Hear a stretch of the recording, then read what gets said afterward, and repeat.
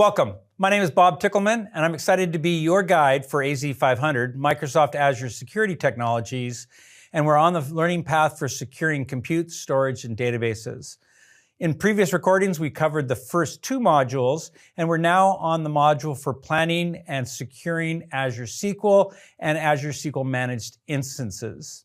Whether it's a SQL server running on an IaaS virtual machine, either in Azure or on premises, whether it be a SQL database or a SQL managed instance as a platform as a service where the underlying operating system is managed by Microsoft, they basically are all the same. We're going to focus on the SQL Server portion and the data itself.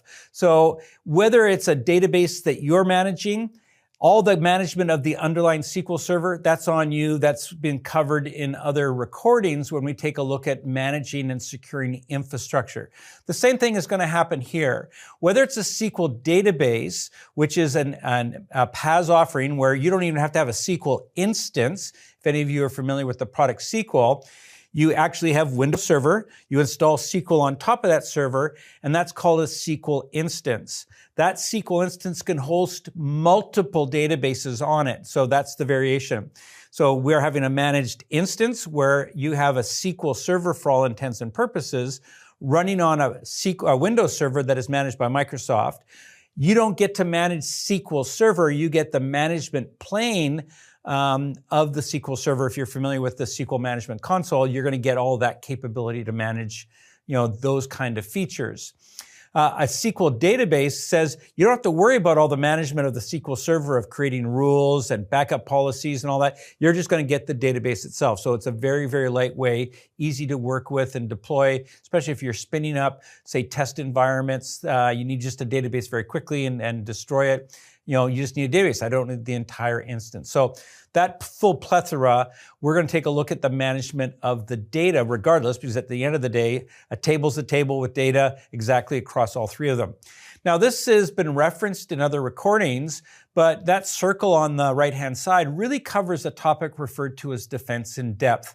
I've mentioned this a number of times, and at the core of any security planning, you want a defense in depth model. And it gets everything from physical access security all the way down to, from our perspective, we want to have that network security, which is covered in other recordings. We've talked about how to secure your VNets and how to give access, whether it be public or private access, all covered in other recordings.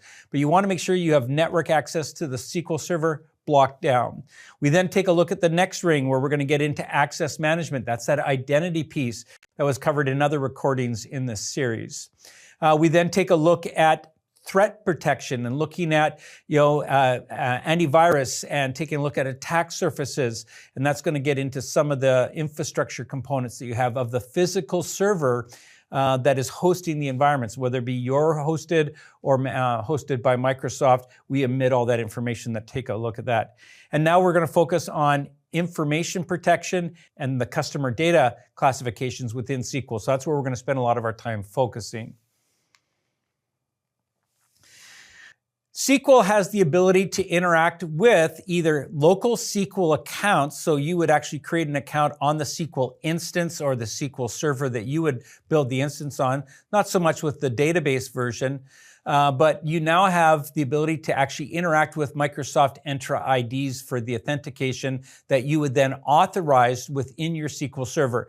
And so that's what they're showing you right here, is the ability to enable and select which SQL or which Microsoft Entra IDs are going to have access to the infrastructure and the internal workings of the SQL Server and the data that's within it. Now, they show at the bottom of the slide, they talk about Microsoft Purview. We're going to take a look at Purview in just a few minutes for the data classification of the data that's hosted on either the database or the SQL instance. So Microsoft Purview, as part of a suite of cloud-hosted services, Microsoft Purview has the capability to go out, and you're going to see how we register sources. We can go out and analyze the information that exists in those locations and then classify that information. So based around the information, I think there's over 300 pre-configured identifiers that are in Purview, and you can customize and add some of your own. So things like national identity managers, your social security number in the United States, your social insurance number in Canada, credit card numbers. And so a lot of these standard or well-known identification information, identity information, secure information that you might want to protect, it can go through and identify that kind of information as it exists in documents, in your databases, and then identify that information in a report and say, I'm going to classify this, put a label on it, so that we can then put a policy in place on how to manage that data itself. So that's basically Purview governance in a nutshell. We cover this in other recordings on this topic specifically, how to configure and operate Purview as your governance portal to manage the information classification and policies that you want to do to manage it. And so they're just walking you through the steps now to actually go through and register your data sources. So the first thing you need to do is log into the Purview portal. You have to have the appropriate licensings that are associated with Purview. And then what you do is you come in and then you identify, you're seeing that example on the slide, what data sources that you need. Now, hopefully, you're going to then be using a Microsoft Entra ID that you might have. We talked about service principal names that they're going to use to be able to access those registered data sources so that it at least has read capabilities of the data source itself. So it can ingest that information, provide the analysis against it, and then either come up with recommendations for the profiles that have been pre-configured or suggestions for other profiles based around maybe you've got project names that you have that you want to be able to identify those internal private project code names that you have. You can add that to the data classification and say find documents with Project Avalon, and then identify those documents so that we could then classify them and then put policies around to control and protect them.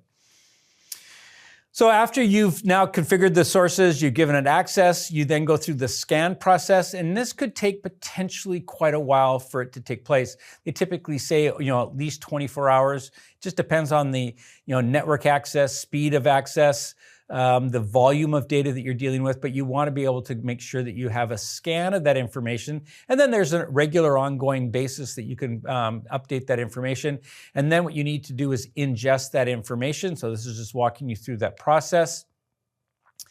And then you create the scan rule sets and looking for that kind of information. I mentioned that there's some default policies that are in place to look for information, or you can create your custom policies to classify and look for those characteristics or signatures that would indicate that that information exists in a document or a source location. You then have to apply the classifications that you're working with. So you've connected to the source, you've ingested the information, you've identified the information, and now you want to put a data classification against that. Classifications could be, public, private, secret, secure. You can actually put these different classifications so that we can then run policies against that to actually have a governance plane put against that data specifically. That's where we're going to get into some of this labeling. So this is just part of that whole Purview process where you're going to then build the data map. You can see the process. You've created the labels. You registered the assets. You scanned the assets.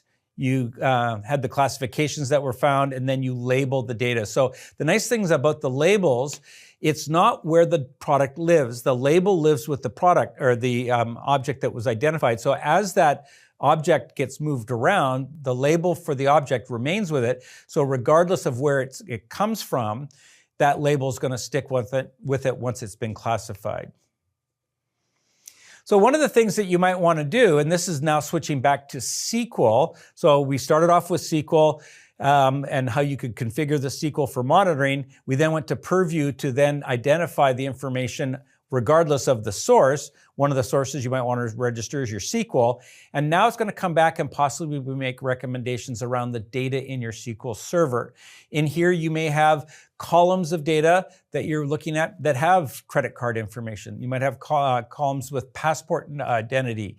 You might have columns with birth dates. All of this information, if they follow a pattern, could be identified. And now you can provide data masking capabilities from, I need you to encrypt the entire column. I don't want that information seen by anybody. I want to lock it down so only certain people can see it. Now, common cases, and you might get this question when you call help desk, can you give me the last 4 digits of your social insurance number? Or can you give me the last 4 digits of your credit card? So you can mask the information to say, hey, I can have a help desk person query this information, but their classification is as a help desk user, they only get to see a masked version of it. So they might only see those last 4 digits of whatever the number might be. So this can now be applied at the SQL server to protect the data. Now we're going to look at other things. SQL can now provide, do you have the authentication? Do you even have an ID that allows me to even access the data in the SQL server? So that's not at this point. You've now authenticated. You're a help desk user. You've been identified. You've logged in as a help desk user. You've accessed the SQL server. It says, yes, you as a help desk user has the time and access to the information. And yes, you can have access to this field, but you're only going to get access to the data masked version of that information. We have a wide variety of encryptions that are available for the data. Now I'm going to go back to SQL stores its information in a MDF or master database file itself. Now that MDF exists typically on storage, durable, that might be blob storage or might be a disk, a file share storage. Now remember, just like we talked about in the storage encryption recording, all data in a storage account is going to be encrypted at rest. We have access keys to access that information. We have enter IDs that can access the information. We can double encrypt that information. There's all sorts of stuff done as just data. But once the MDF file, you can encrypt the MDF file that was on the disk in which the file was stored. So now I could have to decrypt the MDF file. Within the MDF file, the master database file, you might have multiple tables. I can encrypt entire tables. I can encrypt specific columns within that table. And we saw on the previous slide the ability to mask that information. So there's this whole level of transparent data encryption that we have available for us to be able to go in and encrypt information at different levels to be able to make that information secure. So we have regular encryption outside of SQL. Inside of SQL, we have transparent data encryption. We then also have a feature that calls always encrypted. Now, what this is going to do is, while we might encrypt the data, and you see on the left-hand side of the slide, we have the encryption at all these different levels at SQL. We talked about having encryption in flight so that as the information moves from SQL to your application, we want to make sure that it's transmitted securely. So that might be, depending on the network, it could be over VPN. So you're going to have tunneling protocols for encryption. It could be using with the HTTP or TLS for the transport level of encryption. But the always encrypted means that the information was encrypted in SQL, it stayed encrypted, it was secured, it was accessed securely, it was transported securely, and in the application, it is still encrypted securely. And this prohibits the application. If the application ever gets compromised, the data doesn't get compromised because it's still encrypted, but it's encrypted to the application. So a compromised version of the application may not expose that information. So that's referred to as always encrypted. Now there's a version of this that isn't talked about, but I'm going to give it to you that you may want to add that you can monitor for it using your Microsoft Cloud's security benchmark. That is an end-to-end encryption. And so what in this case, you have SQL, you might have an app that's going to use the SQL that's going to go to the end user's location. Now this requires additional programming and potentially additional software to be installed at the client side. So you actually have a client computer that's accessing an app, that's accessing the data. I want that end-to-end encryption.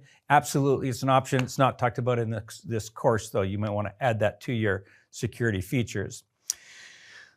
When you take a look at that table level and the column level, this is just giving you some of the how it's done. So when you use the always encrypted features, you could actually do it down to a table. You can do it to specific columns. And what they're showing you here, it says you want to recommend this. And what you do is through the encryption wizard, the always encrypted wizard, you start off with that left or the right-hand side of the slide. You start it and you create a master key protects. And then you use that master key to protect the actual columns that you want. So the master key for the table then gives you the list of the columns in the table. You select which column you want it to encrypt. And so that way you can then store the master key in something like Key Vault that then uses to gain access to the column keys that you're working with. So you've got multiple keys that you need access to be compromised to be able to get around this. So just a looking at how you can have that layered approach in the defense in-depth model for managing your SQL data in a secure manner. Now, there is the capability, we've talked about that network component. We've talked about the network component in other recordings, but in this one, we're going to take a look at, and I've showed this again in other recordings, you could actually have a firewall around an Azure storage account. You could have a firewall around certain services. Now, you can actually have an Azure firewall we talked about at the networking level. The same thing now that we can add to this is we can add as a SQL database firewall as part of the SQL server itself. And this is showing you the configuration to protect the data, whether it be Synapse or Azure databases, that it's the database level IP filtering that you're going to be working to gain access to that information. So we've seen a wide variety of services that offer SQL capabilities, whether it be standalone SQL servers in a virtual machine. We didn't look at that one that closely, but it basically behaves the same as either a SQL managed instance, which gives you full-blown SQL and the ability to have multiple databases on that SQL instance, or if all you need is just a SQL database, you don't want all the fancy administration that goes with an instance, you can get just a standalone database. But what we really spent our time focusing on was the storage and security and access of that information inside the database itself. And we saw that different levels of authentication and authorization using Microsoft Entra IDs. We took a look at the always encrypted. We looked at transmission in flight. We looked at the end-to-end encryption as a way to secure that information. So that's the end of the recording of securing your SQL information. I look forward to seeing you at another recording.